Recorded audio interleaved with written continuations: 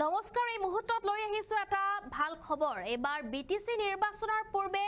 বড়ো ভূমিক লৈ প্ৰশংসাত পঞ্চমুখ হৈ পৰিছে দেশৰ প্ৰধানমন্ত্ৰী নৰেন্দ্ৰ মোদী সবিশেষ লৈ আহিছো এই মুহূৰ্তত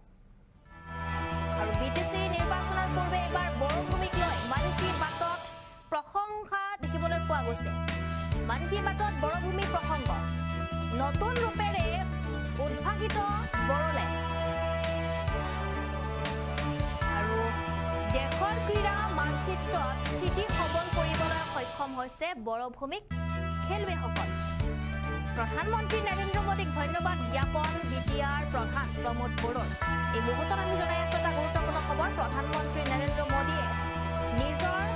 123 সংখ্যক মন কি বাত অনুষ্ঠানত বিশেষ প্ৰসংগৰে বড়োলেণ্ডৰ কথা উল্লেখ কৰিছে ভাষণৰ প্ৰায় 14 মিনিটত প্ৰধানমন্ত্ৰীগৰাকীয়ে অঞ্চলটোৰ প্ৰাকৃতিক সৌন্দৰ্যৰ বৰ্ণনাৰে বিটিআৰ চৰকাৰৰ এক পদক্ষেপক যেটো ভূয়সী প্ৰশংসা কৰিছে মন কি বাতত নিজৰ অঞ্চলটোৰ এই প্ৰশংসা শুনিবলৈ পাই বিটিসিৰ মুখ্য কাৰ্যবাহী প্ৰমোদ বড়োৱে প্ৰধানমন্ত্ৰী নৰেন্দ্ৰ মোদীক আন্তৰিক ধন্যবাদ জ্ঞাপন কৰিছে একেদৰে ইউপিপিএলৰ বিধায়ক লৰেন্স ইছলাৰীয়েও প্ৰধানমন্ত্ৰীৰ মুখত বড়োলেণ্ডৰ কথা শুনিবলৈ পাই ধন্য হৈ পৰিছে বুলি মন্তব্য কৰে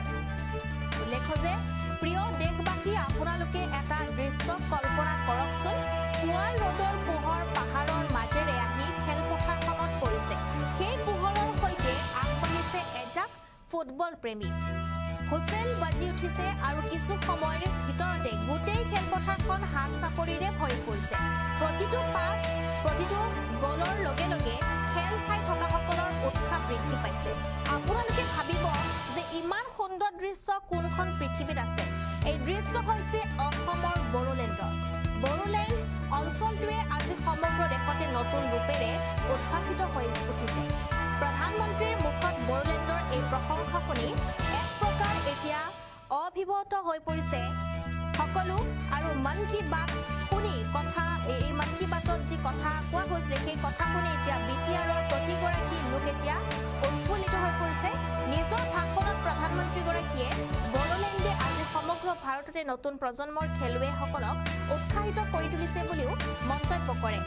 এতিয়া আমি জনাইছো এটা ডাঙৰ খবৰ কিয়নো প্ৰধানমন্ত্ৰী নৰেন্দ্ৰ মোদীক ধন্যবাদ জ্ঞাপন বিটিআৰ প্ৰধান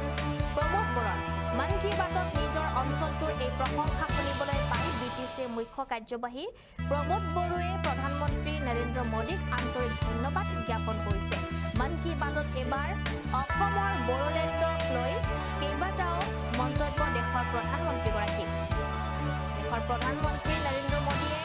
নিজৰ 123 সংখ্যক মন কি বাত অনুষ্ঠানত বিশেষ